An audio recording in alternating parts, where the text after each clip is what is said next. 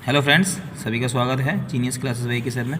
तो आज हम आपको बताने वाले हैं डीपीएसपी कैसे वर्क करती है। डीपीएसपी का मतलब क्या होता है? Directive principle of state policies.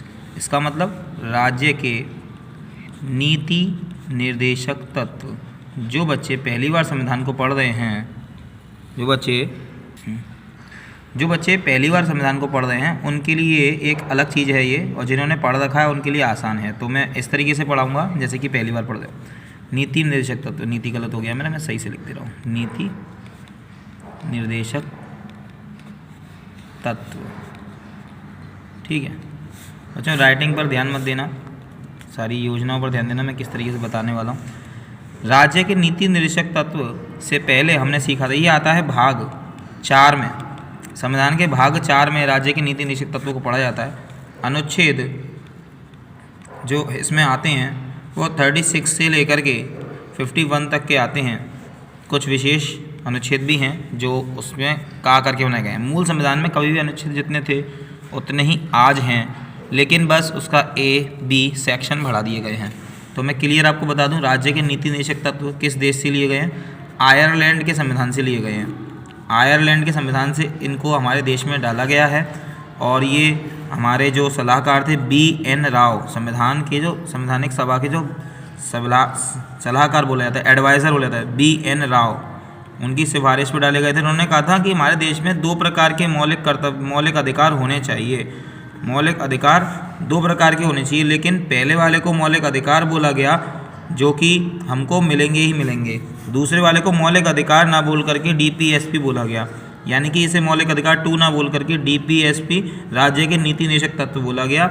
ये इसलिए लागू किए जाते हैं कि जिससे राज्य अपना काम अच्छे से कर पाए। और कभी कभी क्वेश्चन पेपर में ये भी आया था कि आयरलैंड के संविधान में ये कहाँ से लाए गए थे, तो ये स्पेन के संविधान से लाए गए थे। ठीक है, आयरलैंड के संविधान में स्पेन के संविधान से लिए गए थे। तो भैया ये है आपके डीपीएसपी की छोटी सी शॉर्ट जानकारी। और इसको हम देखिएगा 36 आर्टिकल क्या कहता है? राज्य की परिभाषा।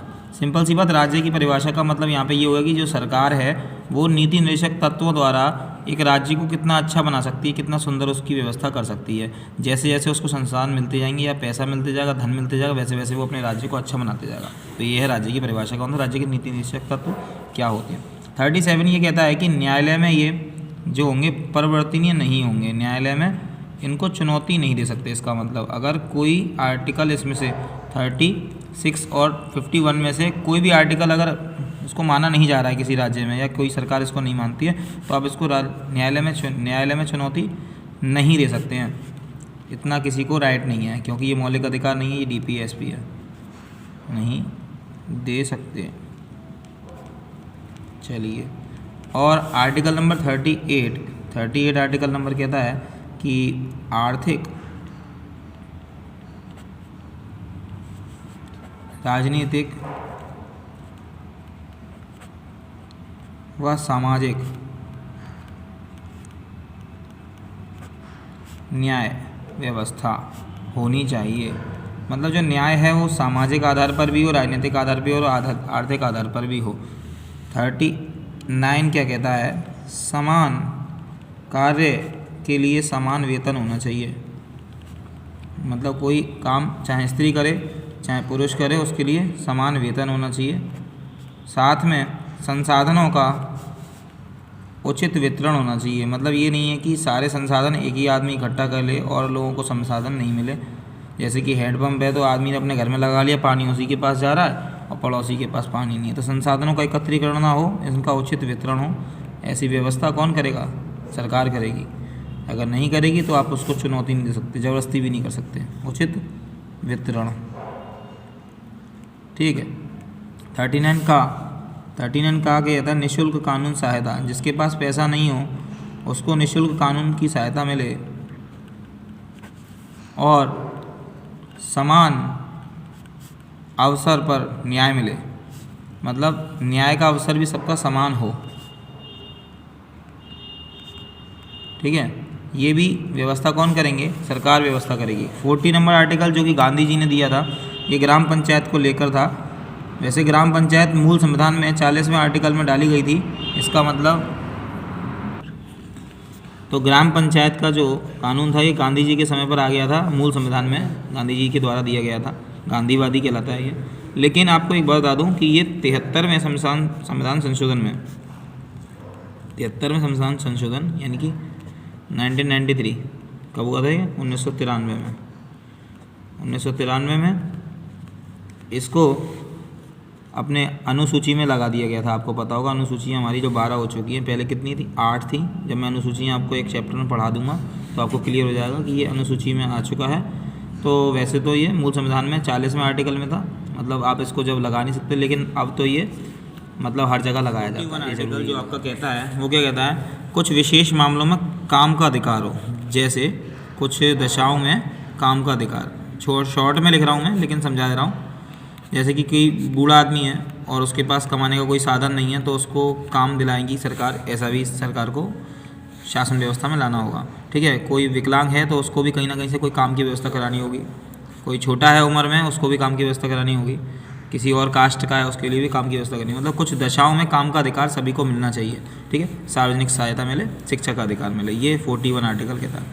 और जब 41 आर्टिकल ये कहता है तो 42 ये कहता है कि काम जो है वो न्याय संगत होना चाहिए। न्याय संगत का मतलब हर किसी को न्याय से, इज्जत से काम पे रखा जाए, तमीज़ से काम करवाया जाए, और वहाँ मानवीय दशाओं का भी ध्यान रखा जाए। मानवीय दशाओं का मतलब ये नहीं है कि वहाँ पर उसकी बेकदरी कर दी जाए और काम करवाते समय उससे बदतमीजी की जाए, ऐसा नहीं होना चाहिए। एक विशेष इसमें भी है 42 में ही कि प्रसूति सहायता का भी उपबंध किया गया है। प्रसूति सहायता का मतलब जो लेडीज़, जैसे सरकारी दफ्तर में कोई लेडीज़ काम करती है और उस समय वो प्रेग्नेंट होती है, तो उसको विशेष रूप पर अच्छी से ठीक से छुट्टियां मिलें, जिससे कि वो अपना ठीक से प्रसूति हो पाए उसकी। ठीक है, तो ये आर्टिकल नंबर 42 में व्यवस्था की जाएगी सरकार के द्वारा। 43 आर्टिकल क्या कहता है? निर्वाह मजदूरी, मतलब अगर आदमी काम कर रहा है तो उसको इतना वेतन जरूर मिले कि उसकी मजदूरी से उसका निर्वाह हो जाए, मतलब जीवन जो वो खाना पीना है वो ठीक से उचित रूप से चल पाए, उसके काम चल पाएँ। और अगर कहीं पर किसी व्यवस्था में किसी को काम नहीं भी मिल पा रहा है तो उसके लिए कुटीर उद्योगों की व्यवस्था की जाए। कुटीर उद्योगों का मतलब होता है छोटे छोटे चटाई बनाना घर पर, या घर पर सिलाई का काम करना, या छोटे छोटे काम के छोटे छोटे उद्योग करना, इनको कुटीर उद्योगों में लाया जाता है। तो कुटीर उद्योग की व्यवस्था भी सरकार करेगी अगर उनको कहीं मजदूरी के लिए काम नहीं मिल पा रहा है। अच्छा, 43 का क्या कहता है कि उद्योगों, जो उद्योग होते हैं उनके प्रबंधन में, मैनेजमेंट में, कि कर्मचारी जो हैं वहाँ पे जो काम कर रहे हैं उनका भी थोड़ा शेयर हो मतलब उनकी इज्जत होनी चाहिए, कर्मचारियों की सहभागिता होनी चाहिए। कर्मचारियों की सहभागिता बहुत ज़रूरी है, मतलब वो पार्टनरशिप से बोल पाएँ, उनको भी बोलने का अधिकार हो किसी विशेष मामले में। ये भी सरकार की नीतियों में आता है। अगर इसको नहीं माना जाएगा तो आप चुनौती नहीं दे सकते। मैं पहले ही बता चुका हूँ 37 में कि इसमें किसी भी को भी चुनौती नहीं देते। 44 देखिए, 4 और 4 समान होते हैं ना, ये दोनों ही समान है, तो इसको ऐसे याद कर सकते हैं, समान नागरिक संहिता। अब समान नागरिक संहिता का क्या मतलब है, थोड़ा सा मैं आपको समझा दूँ। समान नागरिक संहिता का मतलब है, देखिए हमारे यहाँ कानून 2 प्रकार के होते हैं। एक कानून वो जो जातिगत नहीं होता, धर्म के ऊपर नहीं होता। एक कानून वो जो धर्म पर आधारित होता है। धार्मिक कानून जैसे कि तलाक, शादी और गोद लेना, संपत्ति के अधिकार, इन सब में क्या आता है, धार्मिक, अलग अलग धर्मों की अलग अलग नीति हैं, तो हम धार्मिक कानूनों को हिसाब से चलते हैं। लेकिन फिर भी माना जाता है कि समान नागरिक संहिता का मतलब कोई धर्म की बात को नहीं किया जाएगा और सबके लिए समान कानून। समान नागरिक संहिता का मतलब आप समझ ही चुके होंगे, लेकिन ये ध्यान रखिएगा कि समान नागरिक संहिता को अभी तक कोई भी सरकार ठीक से लागू नहीं कर पाई है। कोशिश अभी भी जारी है, सरकार सब चाहती है कि समान नागरिक संहिता हो जाए, लेकिन हो नहीं पाती है। 45 आर्टिकल जो कहता है, देखो सिंपल है, 4 और 5 ये दोनों किससे कम है? 6 से कम है, तो साफ लिख देंगे 6 वर्ष से कम आयु वाले बच्चों को शिक्षा की व्यवस्था या शिक्षा का अधिकार या निःशुल्क शिक्षा की व्यवस्था, निःशुल्क शिक्षा व स्वास्थ्य व्यवस्था, ये कौन कराएगा? ये भी सरकार का दायित्व है की व्यवस्था। अगर नहीं कराएगी तो क्या हम चुनौती दे सकते हैं? नहीं दे सकते बच्चों, क्योंकि अगर चुनौती दी तो ये 37 के खिलाफ हो जाएगा। 37 आर्टिकल इसमें फॉलो नहीं कर पाएगा, मगर ऐसा करना चाहिए सरकार को। और सरकार को हम चुनौती नहीं दे सकते, इसके बारे में बताऊंगा, फिर हम इसके लिए क्या करेंगे बताऊंगा आपको। इसका भी एक उपाय है जो कि सोचा गया होगा। अच्छा, ये 6 वर्ष की आयु वाले जितने भी शिक्षा वाले आएंगे आपके आर्टिकल्स, इनका एक विशेष ध्यान रखना, ये सन 2002 में 86वें संविधान संशोधन में बदले गए थे, क्योंकि ये 21A में भी है। मौलिक अधिकार 21A में भी मिलेगा आपको, और मौलिक कर्तव्य 11वें मौलिक कर्तव्य मिलेगा। वो 86वां संविधान संशोधन हुआ था तब ये उसमें आ गए थे। इससे पहले 6 से 14 जो 45 आर्टिकल था उसमें क्या हुआ करता था, 6 से 14 आयु वाले बच्चों की निःशुल्क व्यवस्था थी। लेकिन क्या किया गया, 6 से 14 वाले वर्ष वाले बच्चों की आर्टिकल 21A में ले गए इसको, तो ये खाली हो गया था, इसलिए इसमें भी 6 वर्ष से कम आयु वाले बच्चों की व्यवस्था इसमें रख दी, जो कि अब चुनौती नहीं दे सकते। लेकिन आप चुनौती किसको दे सकते हैं, 6 से 14 आयु वाले बच्चों के लिए। अब अगला SC ST यानी कि 46 SC ST अनुसूचित जाति है व अनुसूचित जनजाति व निचले वर्ग, जितने भी अन्य निचले वर्ग हैं उनके लिए, वर्गों के लिए शिक्षा व आर्थिक संबंधी हितों का उपबंध किया जाए, आर्थिक संबंधी हितों का उपबंध किया जाए। मतलब अभी तो हमने शिक्षा बच्चों को दिलाई थी, अब हमें बच्चों की सुरक्षा शिक्षा के साथ साथ निचले वर्गों की सुरक्षा शिक्षा पे भी ध्यान देना होगा, उनके भी आर्थिक मुद्दों पर ध्यान देना। आर्टिकल नंबर 47, तो 47 आर्टिकल कहता है मदिरा आदि पर प्रतिबंध। वैसे तो ये स्वास्थ्य के ऊपर भी है या पोषाहार के ऊपर भी है। पोषाहार स्तर व जीवन स्तर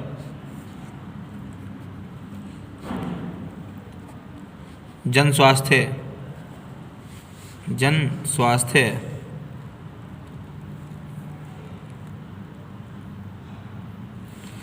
स्वास्थ्य का ध्यान रखा जाए,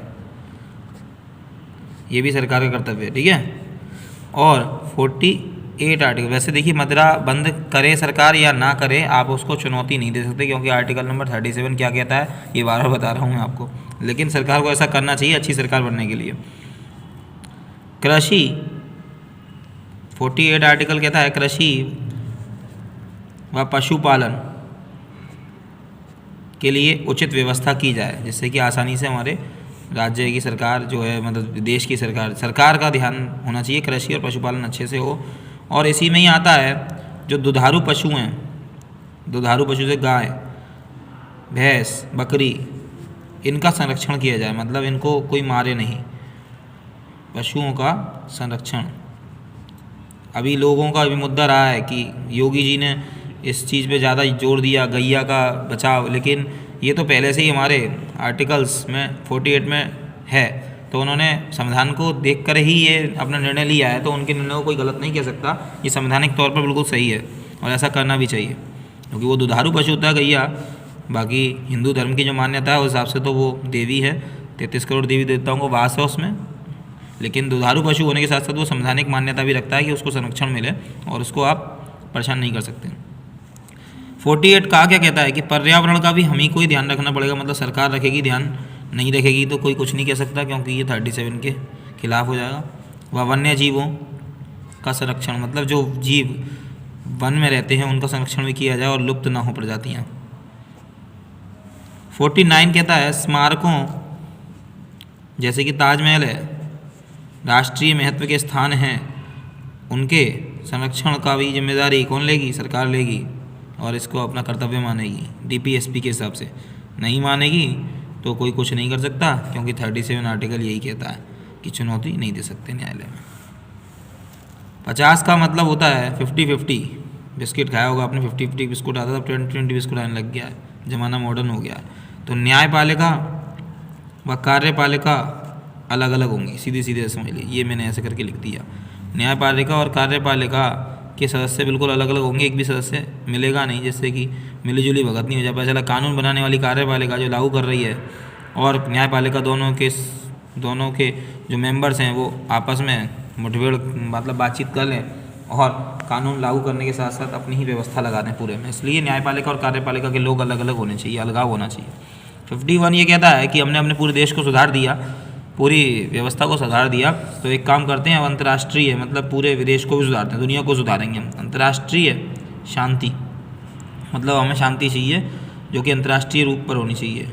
तो ये हमारे आर्टिकल सारे हो गए। एक विशेष बात आपको बताता हूँ जाते जाते कि जो ये DPSP होती है ये लागू नहीं अगर की जाए, मान के चलो कोई सरकार इस बात को नहीं मानती है, DPSP की कुछ बहुत सारी चीज़ों को नहीं ध्यान में देती है, तो इसका फैसला अदालत नहीं करेगी, इसका फैसला हमारा देश यानी कि लोकतंत्र वाला देश यानी कि जनता करेगी, वो भी किसके आधार पर, अपने वोट के आधार पर। तो आप इतनी देर से सोच रहे होंगे कि अगर ये मानती नहीं है कोई सरकार तो कैसे उसको हटाया जा सकता है। तो उसको वोट के आधार पर जनता ही उसका फैसला करेगी कि इसने DPSP का पालन किया था या नहीं किया था। चलिए आज की वीडियो में इतना ही है, अगली वीडियो में आपको हम मौलिक कर्तव्य बताएंगे। मिलते हैं दोस्तों, थैंक यू। अच्छी लगी हो तो शेयर कीजिएगा।